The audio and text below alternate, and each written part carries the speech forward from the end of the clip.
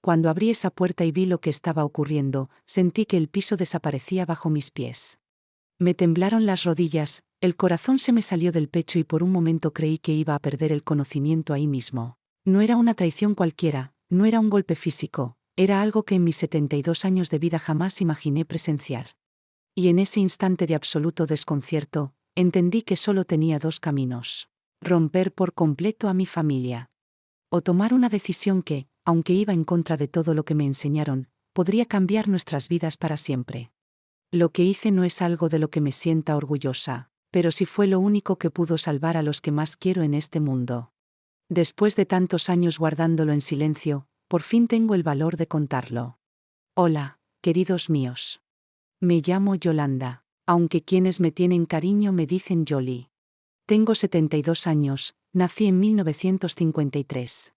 El 23 de junio, allá en Tepatitlán, en los Altos de Jalisco, esa tierra de mariachis y tequila que tanto presumía mi padre cada vez que hablaba de sus raíces. Me vine a vivir a la Ciudad de México cuando tenía apenas 19 años, poco después de casarme. Ya llevo más de medio siglo aquí, y aunque este lugar se volvió mi casa, mi corazón aún guarda nostalgia por aquel pueblito donde crecí.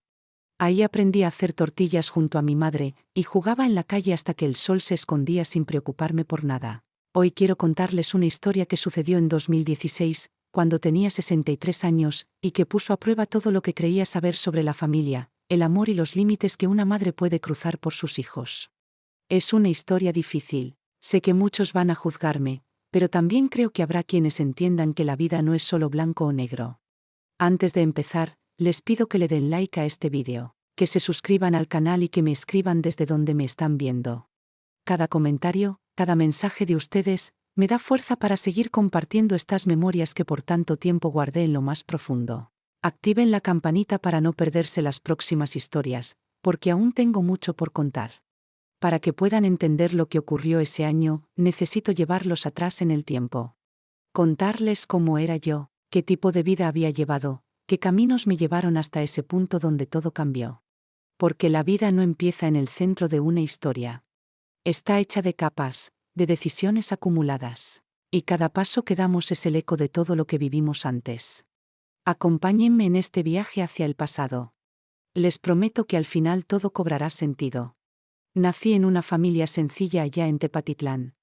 Mi papá, don Venancio, era maestro tequilero en una fábrica del pueblo. Mi mamá, doña Edith, se ganaba la vida cosiendo vestidos para las señoras, en una máquina Singer que rechinaba toda la noche cuando había mucho trabajo. Éramos 6 hermanos en total. Yo era la cuarta, justo en medio. Vivíamos en una casa pequeña, con solo 2 cuartos donde nos apretábamos, pero donde reinaba la alegría. En el patio crecían árboles de guayaba, un naranjo y un aguacatero que daba frutos tan grandes que comíamos hasta no poder más.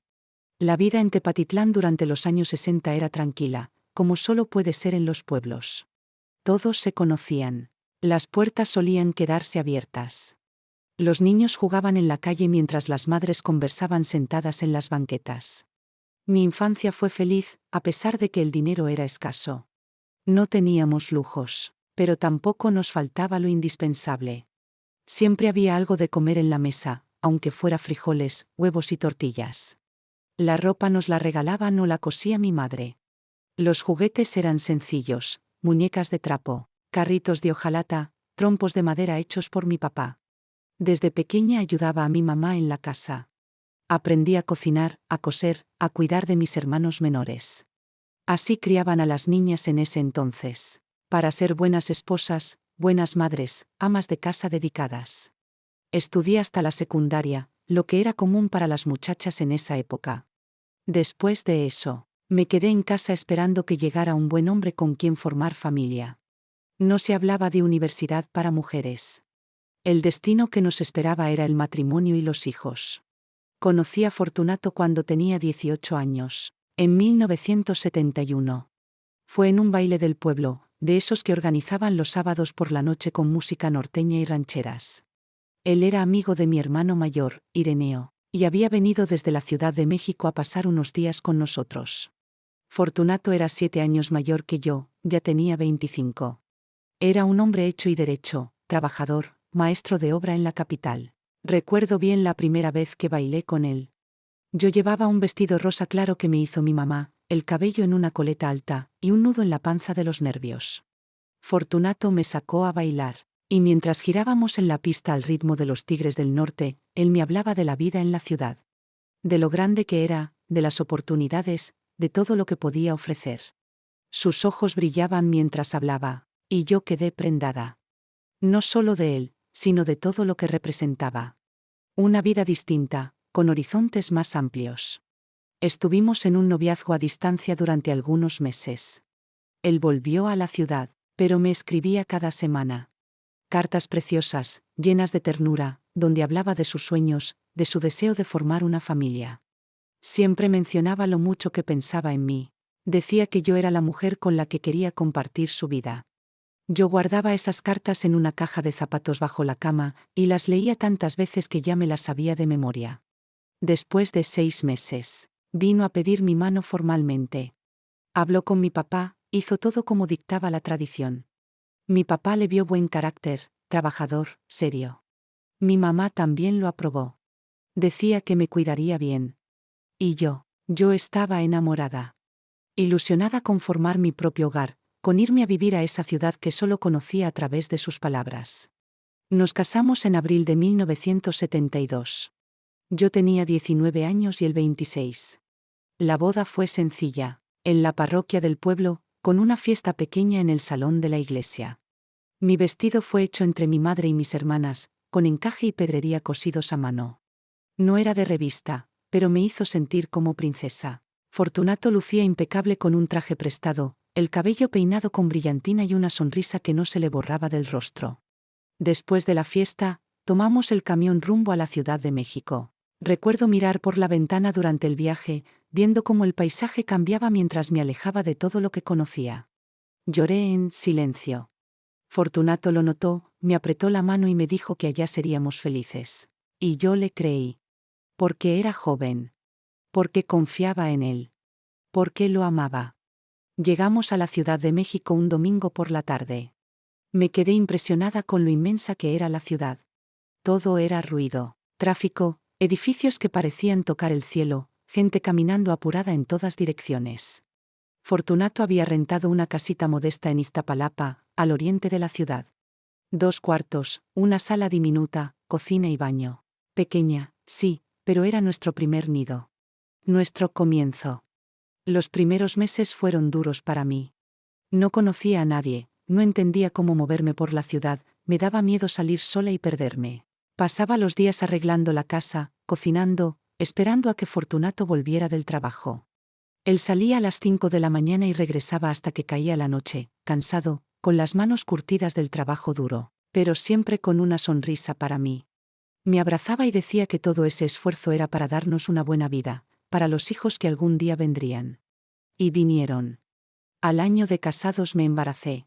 Leoncio nació en marzo de 1973.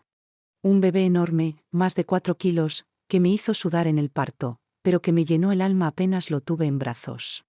Fortunato se sentía el hombre más orgulloso del mundo. Repartió puros entre sus compañeros de obra y no dejaba de repetir que ya tenía un hombrecito en casa. Así pensaban los hombres de esa época, como si tener un hijo varón fuera un trofeo especial. 3 años después, en 1976, llegó Doralicia. Una bebé preciosa, de cabello negro y abundante, calladita, dormilona. Totalmente distinta a Leoncio, que de bebé fue inquieto, llorón, de los que no dejan dormir una noche completa. Con Doralicia todo fue más llevadero. Tomaba bien el pecho, dormía sus horas, no daba mucha guerra. A Fortunato también le cayó en gracia, aunque el favoritismo por el varón era evidente, como era costumbre en esos tiempos. Y en 1979 nació Josefina, mi chiquita. Mi niña distinta. No porque la quisiera más, sino porque tenía una sensibilidad que los otros no tenían. Callada, observadora, con una mirada que parecía siempre estar analizando el mundo. Mientras los otros dos jugaban, hacían escándalo, Josefina se quedaba en un rincón con un libro, o dibujando, o simplemente mirando por la ventana como si estuviera pensando cosas muy profundas para su corta edad. Los años siguieron su curso. Fortunato fue ascendiendo poco a poco en la obra. De ayudante a albañil, y de albañil a maestro de obra. Yo me encargaba del hogar, de los niños, y además hacía arreglos de costura para las vecinas. Había aprendido desde niña con mi madre, así que sabía hacer bastillas, ajustes, ropa para niños. Lo que ganaba no era mucho, pero todo ayudaba a completar para la comida, para los útiles, para lo que hiciera falta. Fueron años de apretarse el cinturón, pero también de mucho amor. No había lujos. No teníamos coche, ni vacaciones, ni comodidades. Pero había comida, salud y cariño entre esas 4 paredes. Los domingos eran sagrados. Preparaba mole o chilaquiles, ponía el mantel bonito y nos sentábamos todos a la mesa a compartir. Reíamos, platicábamos. Era el momento de sentirnos verdaderamente familia. Josefina fue creciendo y mantuvo siempre ese carácter reservado, estudioso. No le gustaban las muñecas como a Doralicia. Prefería los libros, los cuadernos, el silencio. Era la mejor alumna de su clase, traía siempre buenas notas y elogios de sus maestras. Yo me sentía orgullosa, aunque a veces me preocupaba verla tan seria, tan poco niña. Fortunato, en cambio, decía que eso era una bendición. Que una hija estudiosa tendría un futuro mejor. Y vaya que lo tuvo. Cuando Josefina entró a la secundaria, su dedicación se volvió aún más evidente. Pasaba horas estudiando, leyendo todo lo que encontraba, resolviendo ejercicios mientras sus hermanos hacían ruido a su alrededor. Nunca tuve que insistirle para que cumpliera con sus tareas. Al contrario, a veces tenía que pedirle que descansara un poco, que saliera a jugar o que comiera algo, porque se le iba el tiempo metida entre libros. Leoncio, en cambio, empezó a cambiar en esa etapa. Era un adolescente rebelde, inquieto, con malas compañías. Se escapaba por las noches, regresaba tarde, contestaba mal. Fortunato intentaba corregirlo con mano dura, como era costumbre en su generación. Pero eso solo empeoraba las cosas. Leoncio no quería estudiar. Decía que la escuela no servía para nada, que prefería trabajar como su padre. Y así fue. A los 15 años dejó los estudios y empezó a ir con Fortunato a las obras. Yo sufrí mucho con esa decisión, no porque despreciara el trabajo manual, sino porque sabía que eso limitaría sus opciones. Pero Fortunato lo tomó como algo natural. Decía que era hombre y que debía aprender a ganarse la vida. Doralicia, por su parte, tenía un espíritu libre. No era mala estudiante, pero tampoco sobresalía como Josefina. Lo suyo era la música, el baile, las amistades. Siempre tenía la casa llena de amigas, y soñaba con ser cantante o actriz. Yo trataba de apoyarla, aunque a veces me preocupaban sus distracciones. Josefina era mi orgullo silencioso. No alardeaba, no pedía nada, simplemente avanzaba con determinación. Al terminar la secundaria, obtuvo una beca para estudiar enfermería en una escuela pública de prestigio. Recuerdo el día en que llegó con la carta en la mano. Sus ojos brillaban como nunca.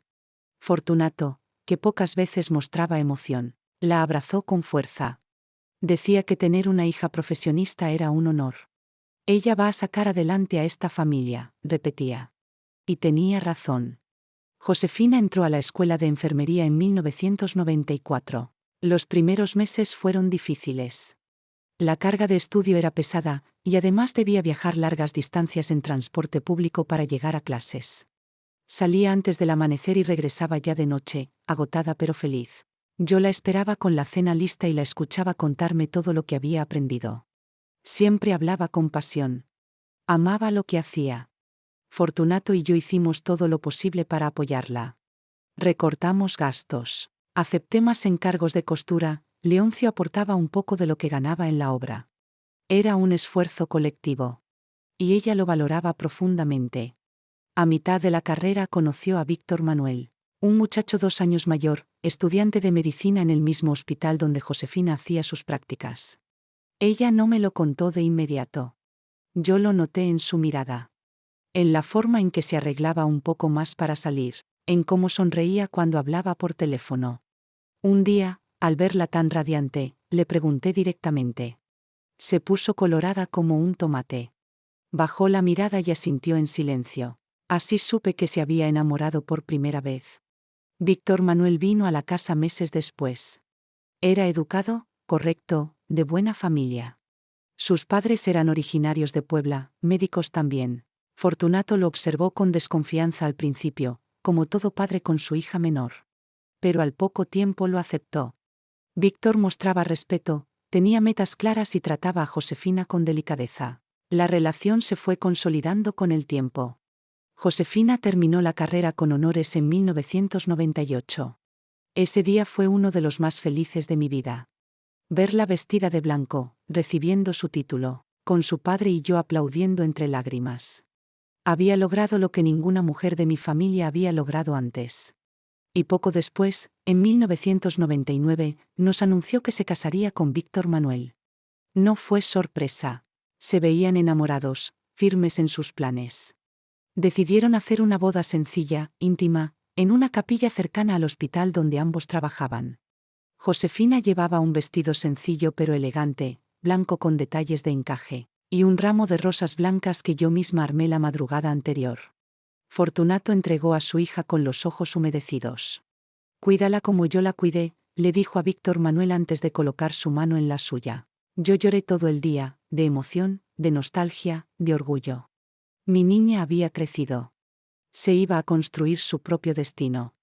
Y yo, como madre, sentí que había cumplido una parte importante de mi misión. Después de la boda, Josefina y Víctor Manuel se mudaron a un departamento en la zona de Tlalpan, no muy lejos del hospital donde ambos trabajaban. Era un espacio pequeño pero acogedor, de esos lugares que se sienten como hogar desde el primer día. Compraron sus muebles poco a poco, algunos usados, otros regalados por nosotros o por los padres de él. Yo los ayudé a decorar, a coser cortinas, a organizar la cocina. Josefina se veía feliz, ilusionada con la nueva vida.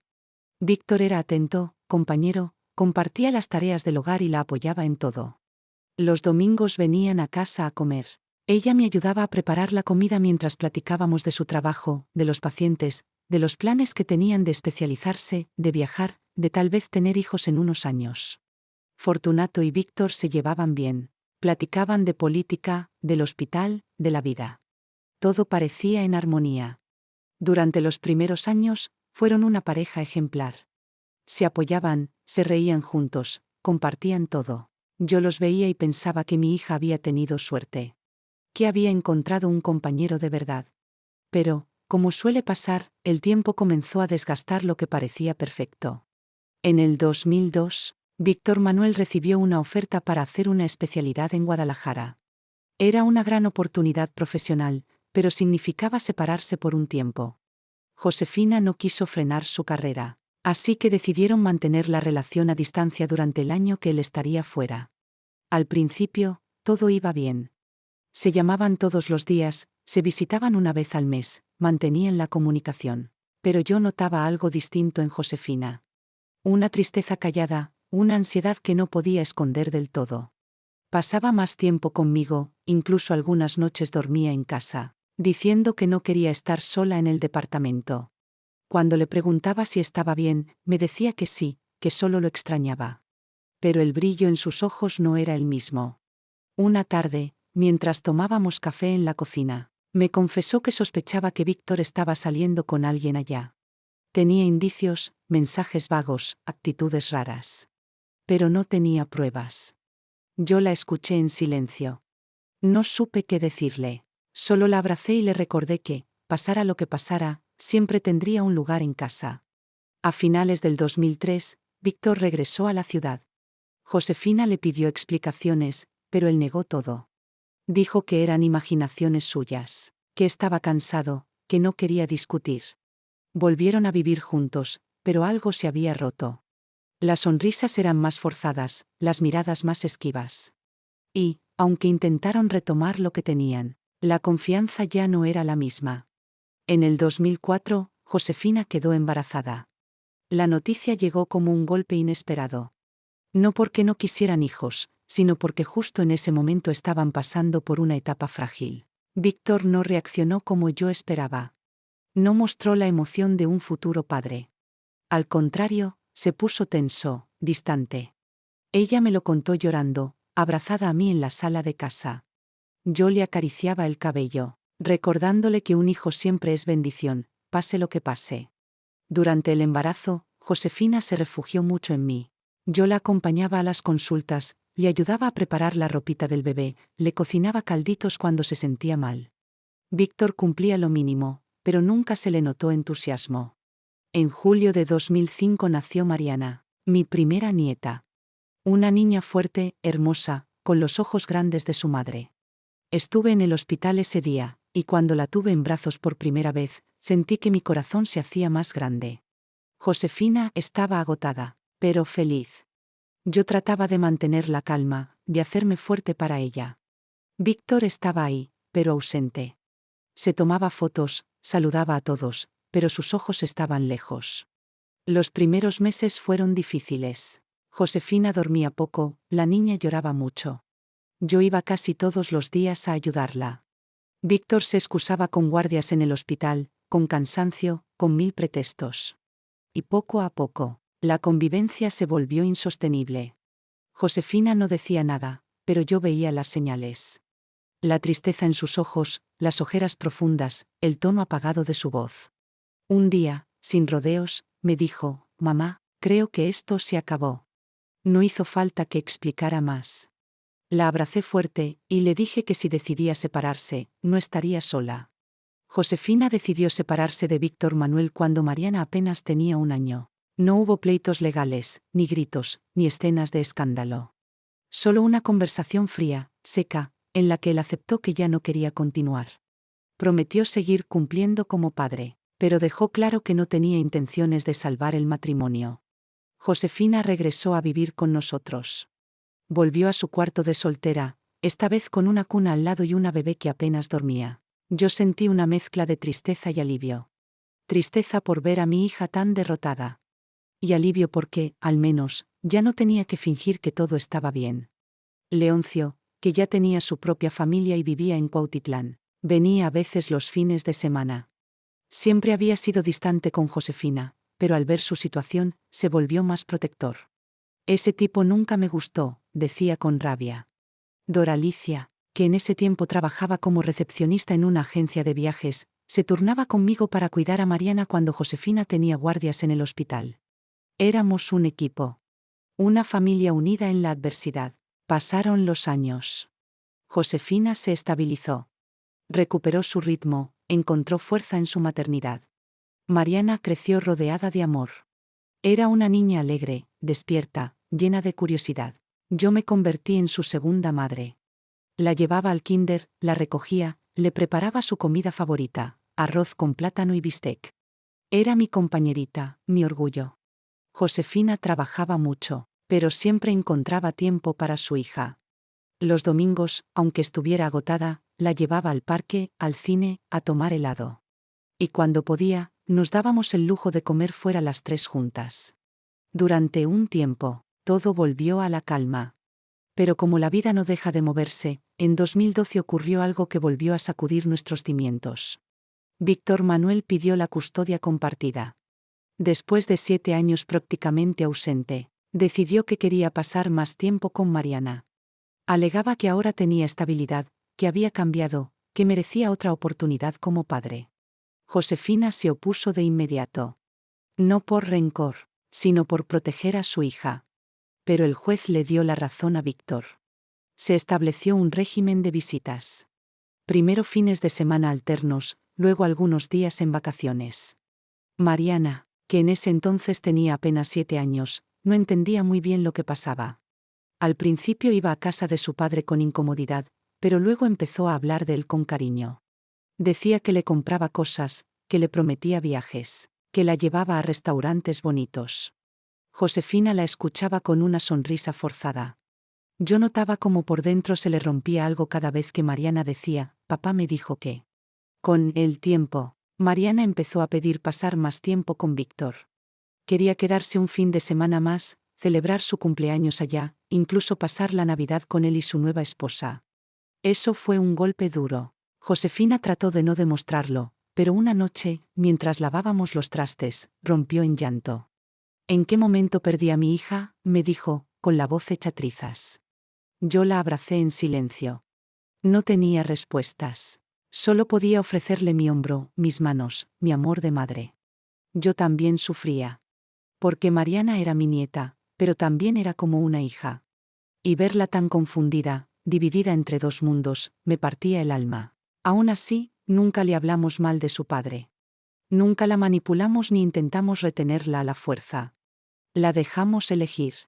Confiamos en que el amor verdadero, el que se construye día a día, acabaría prevaleciendo. Pero no fue así.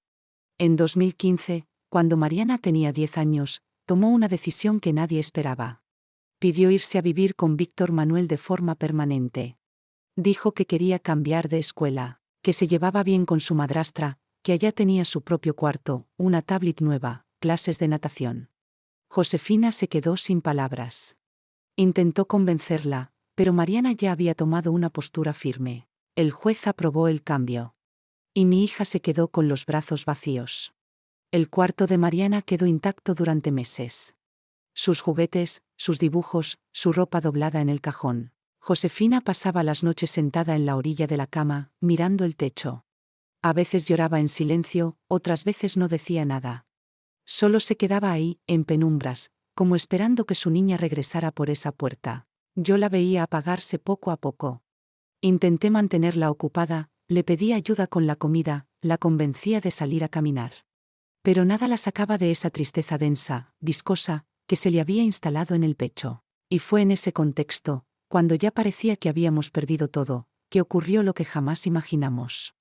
Un día cualquiera, abrí la puerta de casa, y lo vi. Y en ese instante, supe que todo iba a cambiar para siempre. Era un martes por la tarde. Yo había salido al mercado temprano, como cada semana, para comprar jitomate, chayote y pan de caja. Llevaba la bolsa de mandado colgando del brazo cuando escuché risas en el patio. Pensé que quizá Doralicia había venido de visita. Pero cuando me acerqué a la puerta, me detuve en seco. Había algo en esas voces que no me cuadraba. Un tono que no pertenecía a mi casa. Empujé la puerta con cuidado, como si mi instinto supiera que algo estaba mal. Y entonces lo vi. A Víctor Manuel, en nuestra sala. Sentado en el sofá. Con la pierna cruzada, como si fuera su casa. Y a su lado, Mariana. Pero no era mi nieta la que me dejó sin aire. Era la expresión en el rostro de Josefina. Estaba de pie frente a ellos, rígida, con las manos tensas, los labios apretados y una mirada que no le conocía. ¿Qué está pasando aquí?, pregunté, dejando caer la bolsa al piso. Nadie respondió de inmediato. Fue Mariana quien rompió el silencio, con esa voz dulce que siempre me derretía. Abuelita, solo vinimos a hablar. Yo miré a Josefina buscando respuestas, pero ella no podía mirarme. Tenía los ojos clavados en Víctor Manuel, como si con la fuerza de su odio pudiera borrarlo del lugar. Fue él quien habló. Con ese tono, educado, de médico con aires de superioridad. Buenas tardes, doña Yoli. Solo vine a proponer algo, nada más. ¿Qué tipo de algo? Le solté sin siquiera invitarlo a sentarse, aunque ya lo estaba. Mariana quiere estudiar en Estados Unidos. Le ha ido muy bien en inglés y tengo contactos allá. Pero necesitamos que Josefina firme un permiso. Me tomó varios segundos entender lo que acababa de decir. ¿Un permiso para irse a vivir fuera del país? Es por su bien, intervino Mariana, sin notar el temblor en las manos de su madre. Josefina seguía sin moverse. ¿Y tú vienes aquí, a esta casa, a decirlo así nomás?, le dije, dando un paso al frente. Después de años de hacer lo que se te da la gana, ¿vienes a pedirle eso? Víctor Manuel sonrió. No lo estoy pidiendo. Solo estamos conversando. Fue entonces cuando Josefina reaccionó. Caminó lentamente hasta colocarse frente a su hija. La miró de arriba abajo, como si tratara de memorizar su rostro. ¿Es eso lo que quieres, Mariana? Sí, respondió la niña, sin vacilar. ¿Y yo qué soy en todo esto? ¿Solo la que te parió y firmará un papel? Víctor se levantó. Ya hablamos mucho. Si quieren, lo piensan. Pero no hay mucho tiempo. Tomó a Mariana del hombro como quien guía a una invitada, y se dirigieron hacia la puerta. Josefina no dijo nada. Solo se quedó ahí, petrificada. Yo los seguí hasta la entrada. Cuando cerré la puerta detrás de ellos, me volví hacia mi hija. No vas a firmar eso, dije, más como orden que como pregunta. Pero Josefina no respondió. Solo caminó hacia el cuarto de Mariana, se sentó en la cama y se quedó ahí. Toda la noche. Y toda la mañana siguiente. Sin comer, sin hablar, sin dormir. Algo se le había roto por dentro. Yo me mantuve firme. Preparé café, puse música, intenté convencerla. Pero ella no me escuchaba. Estaba en otro lugar, en algún sitio donde ya no había espacio para mí. El viernes siguiente, la puerta se abrió otra vez. Y esta vez no era Víctor. Era un hombre delgado, vestido de traje, con una carpeta en la mano. Un notario. Traía los papeles del permiso. Y un cheque. Un cheque con una cantidad que me hizo perder el aliento. Nunca había visto tantos ceros juntos. Ese hombre le ofrecía a mi hija dinero a cambio de su hija. Fue entonces que perdí el control.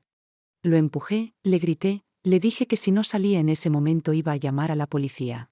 Josefina no se movía. Solo tenía la mirada clavada en el suelo. Y entonces lo supe. Supe que si yo no hacía algo, si no intervenía, iban a llevarse a Mariana como si fuera un objeto. Y así fue como empecé a planear lo que, hasta el día de hoy, me sigue quitando el sueño. Durante 3 noches no pude dormir. Me levantaba a cada rato, caminaba descalza por la sala, me servía café frío sin tomarlo.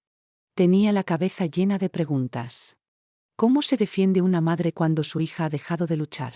¿Cómo se enfrenta a un sistema que convierte el amor en un documento firmado y sellado?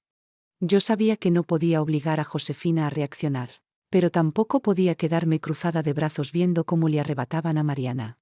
Así que tomé una decisión que jamás imaginé en mis 72 años. Fui a ver a Leoncio. Mi hijo, el mismo que se había distanciado de todos, que rara vez venía a casa. Lo busqué en su trabajo, en una obra en Iztacalco, bajo el sol. Cuando me vio, se quitó el casco y me abrazó con fuerza. No me hizo preguntas. Solo me dijo, vamos donde tú digas, jefa. Ese mismo día me acompañó a ver a un abogado. Uno que trabajaba con asuntos familiares, recomendado por un vecino de confianza. Le conté todo. Desde la separación, el abandono, hasta el intento de compra de Mariana. El abogado me escuchó sin interrumpirme, con los dedos entrelazados sobre el escritorio. Cuando terminé, suspiró y dijo, lo que quieren hacer no es ilegal, pero sí es moralmente asqueroso. Me explicó que, si Josefina firmaba el documento, no habría marcha atrás. Mariana podría salir del país con el padre, y no había forma de revertirlo si ella misma lo autorizaba. Entonces le pregunté, ¿y si Josefina está en estado de vulnerabilidad? Él me miró con atención. ¿A qué se refiere? No está bien, le dije. No come, no duerme, apenas habla. No está en condiciones de tomar una decisión así. Me pidió que lo llevara a verla. Y lo hice. Al día siguiente vino con una psicóloga. Se sentaron con Josefina, le hicieron preguntas suaves, sin presionar. Ella respondía en monosílabos, con la voz apagada, sin levantar la vista. Después de 1 hora, la psicóloga salió del cuarto y me dijo, su hija está en estado depresivo severo. No está apta para firmar ningún tipo de documento. Eso fue clave.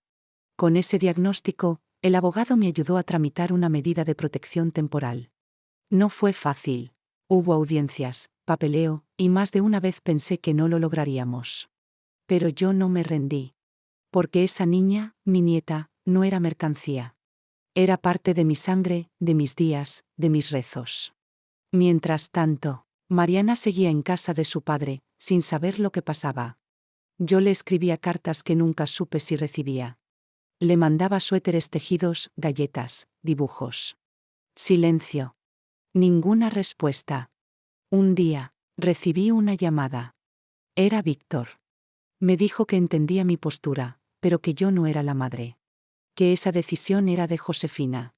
Yo respiré hondo y le respondí con la calma más gélida que encontré. No seré la madre, pero soy la que sí está defendiendo a su hija. Colgó sin decir más. Las semanas siguientes fueron un torbellino. Citas en juzgados, entrevistas con trabajadoras sociales, revisiones médicas para Josefina.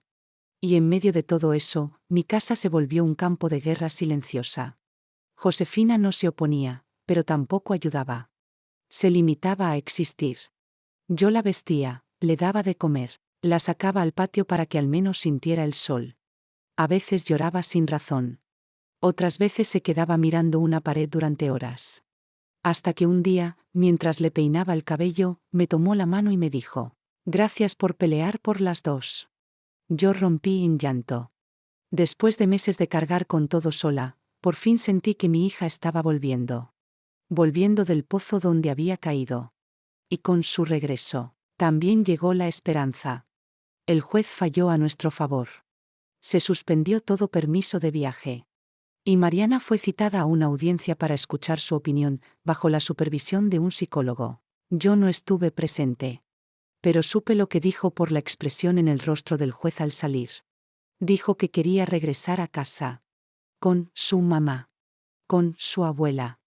Con sus cosas, su cama, su olor a café con leche por las mañanas. Y regresó. Con una mochila al hombro y los ojos llenos de culpa. No hizo falta regañarla, ni reclamarle. Solo la abracé. La abracé tan fuerte que pensé que se me iba a romper el alma de tanto amor contenido. Josefina, aún frágil, la recibió con lágrimas en los ojos. Y juntas, las tres, nos sentamos en la sala, como antes. A tomar chocolate caliente. A hablar de cualquier cosa. Como si nada hubiera pasado. Aunque todo había cambiado. Mariana volvió a casa en noviembre. Fue un otoño raro, tibio, con atardeceres más largos de lo normal. Yo creo que hasta el cielo quiso darnos un poco de tiempo para sanar. Los primeros días fueron difíciles. Mariana tenía miedo de hablar. No sabía cómo comportarse con Josefina, que seguía delicada, pero ya mostraba señales de estar presente. Yo hacía de puente entre ambas. Preparaba la comida favorita de las dos, ponía música suave, las invitaba a ver películas viejas en la tele. Poco a poco, sin forzar nada, la risa volvió a entrar a la casa. Primero en forma de tímidos comentarios. Después como pequeñas carcajadas entrecortadas. Y finalmente, como esas risas largas que salen del estómago cuando por fin uno respira sin miedo. Josefina fue retomando sus actividades. Regresó al hospital a medio turno, con apoyo psicológico. Empezó a escribir un diario, algo que nunca había hecho. Y un día me lo mostró. En una de las páginas había una frase subrayada: «Volví de donde no creí que se volvía». Yo la abracé y le dije que sí, que lo había logrado. Mariana volvió a dormir en su cuarto. Volvió a la escuela del barrio, a sus amigas de la infancia, a sus libros. Pero ya no era la misma. Tenía una madurez distinta.